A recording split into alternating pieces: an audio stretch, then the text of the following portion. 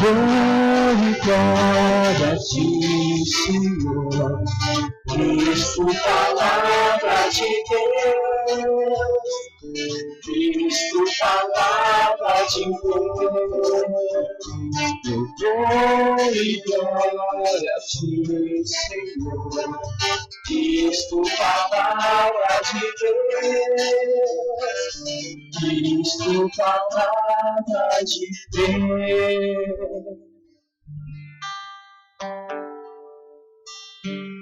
O Senhor esteja convosco. Ele está no meio de nós. Proclamação do Evangelho de Jesus Cristo segundo Lucas. Glória a vós, Senhor.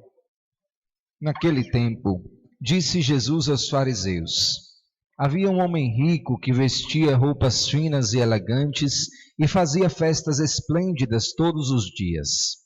Um pobre chamado Lázaro, cheio de feridas, estava no chão à porta do rico.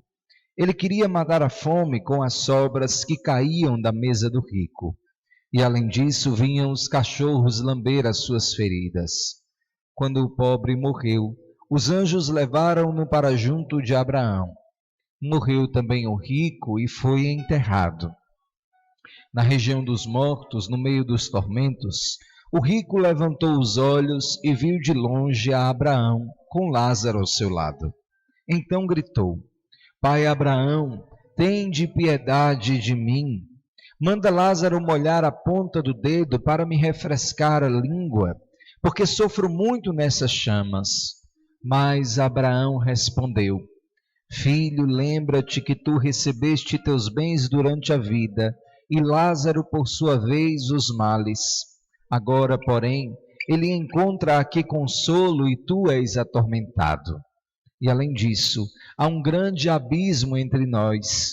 Por mais que alguém desejasse, não poderia passar daqui para junto de vós, e nem os daí atravessar até nós. O rico insistiu: Pai, eu te suplico, manda Lázaro à casa do meu pai, porque eu tenho 5 irmãos. Manda preveni-los para que não venham também eles para este lugar de tormento. Mas Abraão respondeu: Eles têm Moisés e os profetas, que os escutem.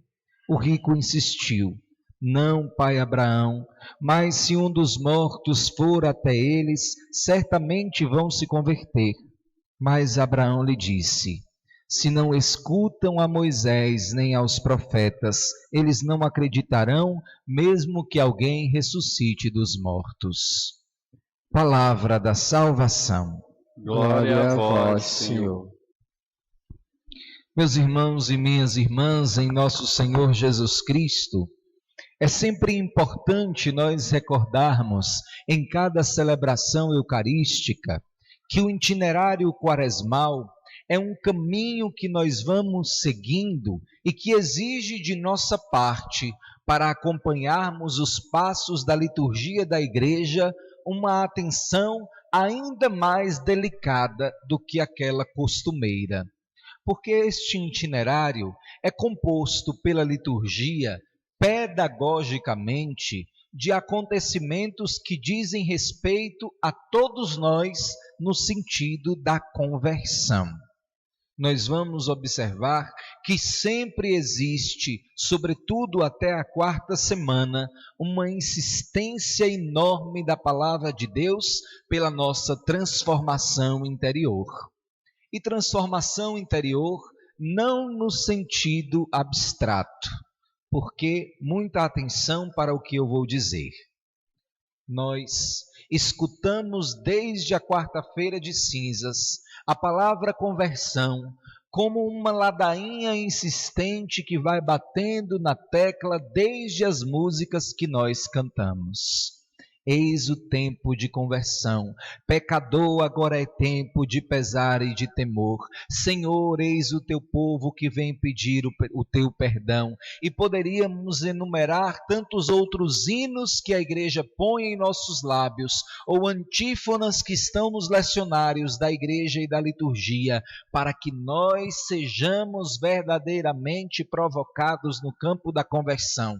Mas, afinal de contas, converter-se de quê? Como e para quê?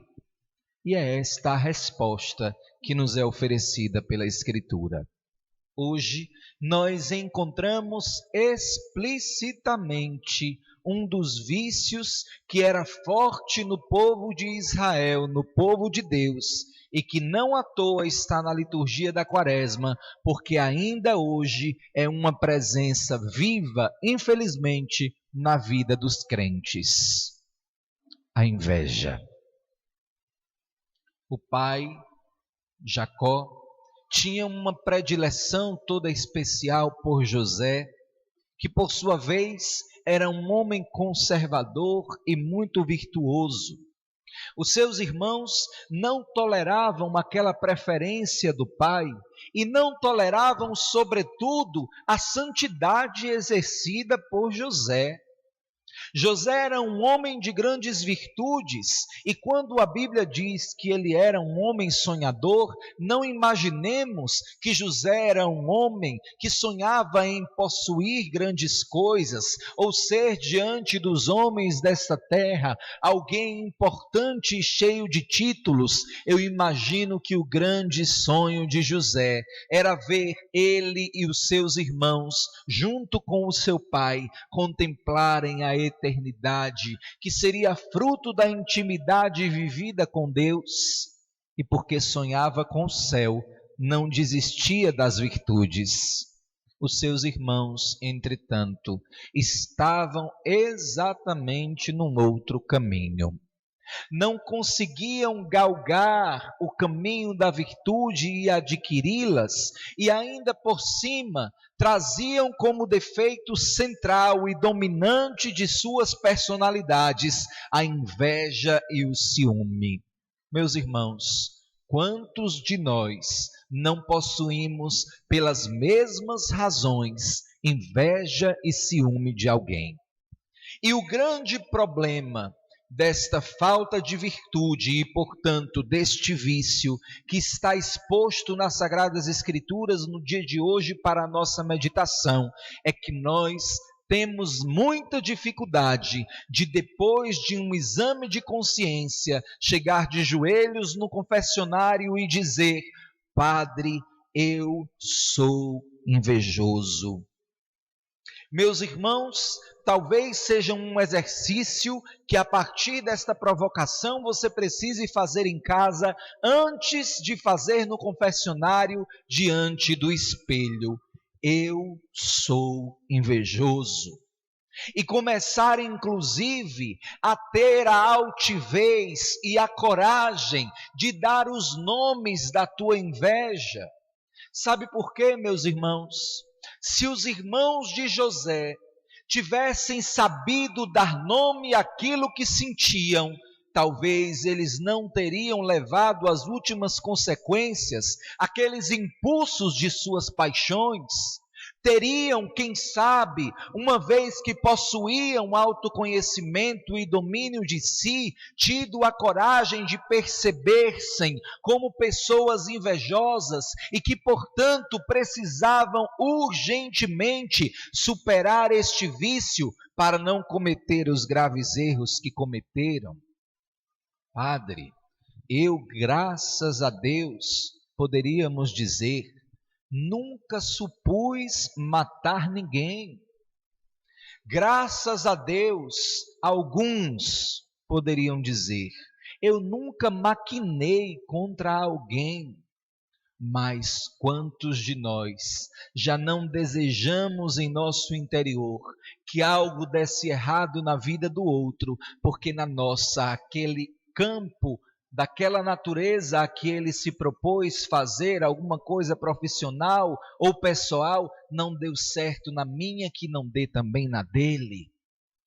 Quantos de nós não olhamos para alguém e não nos perguntamos, meu Deus, eu sou muito melhor do que esta pessoa e deveria ser eu a ocupar este lugar porque tenho mais competência, porque tenho mais condições, e interiormente a movimentação do ciúme e da inveja vai fazendo com que nós percamos o sonho.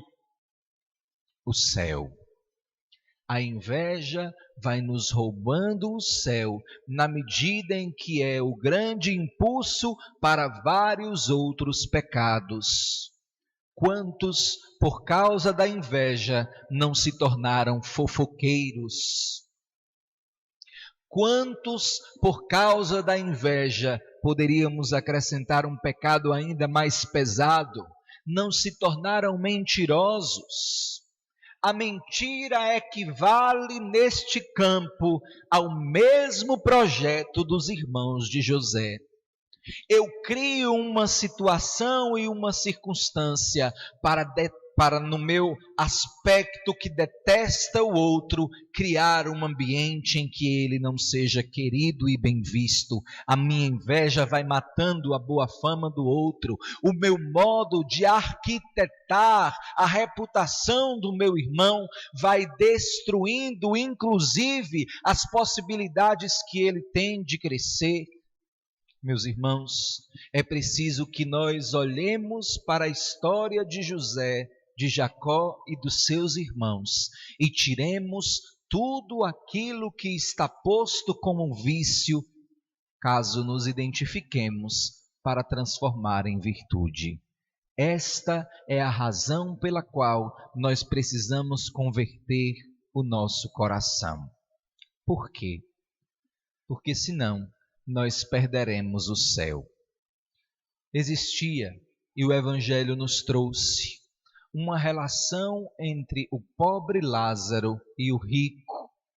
E a relação terrena de ambos era exatamente aquela da indiferença. Mas o pobre Lázaro não deixou-se dominar pela inveja. Poderia olhar para o rico e inclusive questionar a Deus os motivos pelos quais aquele homem possuía tanto e ele não possuía nada.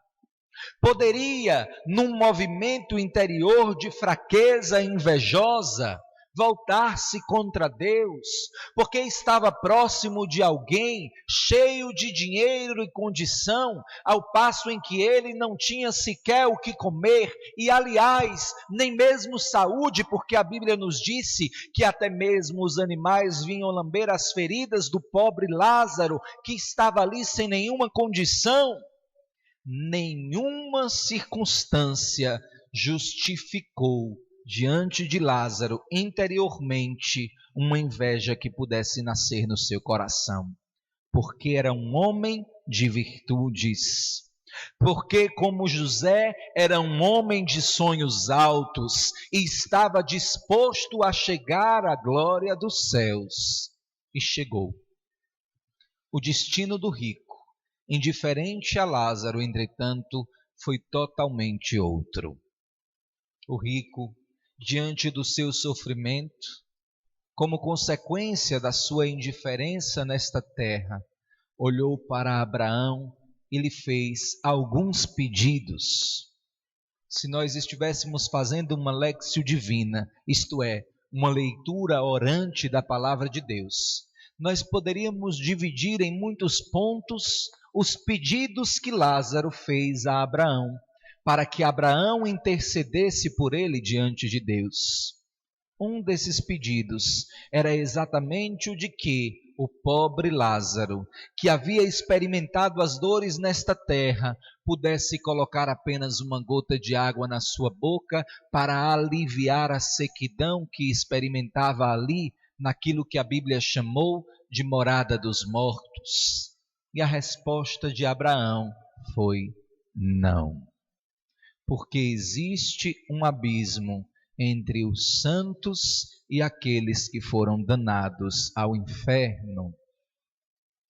A Quaresma, as virtudes, a conversão, são exatamente os temas que a Igreja trata neste tempo litúrgico para nos dizer o seguinte: o inferno não faliu.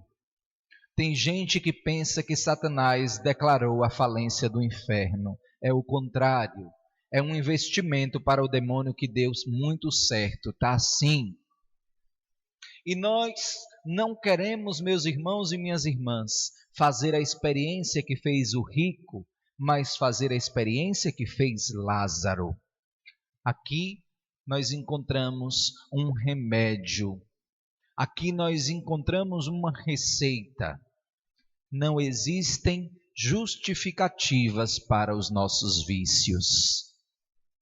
Se porventura, enquanto você escutava a pregação do padre, o teu coração foi justificando os teus defeitos, é um sinal de que você ainda está distante da virtude. Se nós tentamos de algum modo explicar a nós e aos outros os motivos pelos quais nós pecamos, olha, padre, eu sou invejoso, mas é porque fulano provoca.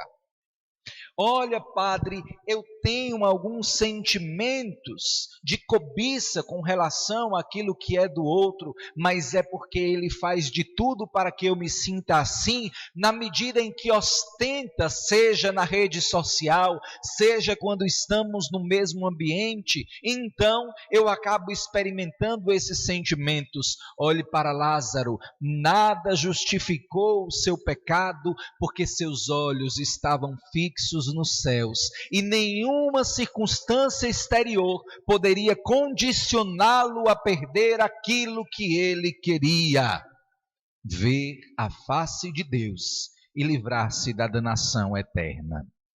Que nessa quaresma sejamos atentos às Escrituras, para que nós entendamos que ela vai nos apresentando um perfeito programa de vida, de superação dos vícios e das paixões, de modo que um a um, neste tempo forte de conversão, sejamos capazes de vencer e de, como Lázaro, como José, não nos submetermos às invejas alheias, mas ao contrário, permanecermos sonhadores, não de sonhos abstratos nem terrestres, mas de sonhadores, de quem busca as coisas do alto e deseja alcançar o céu, para que depois não peça a Deus uma migalha, ao contrário, peça a Deus que se repita a fartura que nós aqui nesta terra podemos tocar em cada Eucaristia.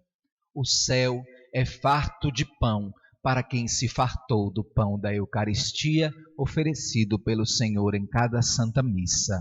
Amém.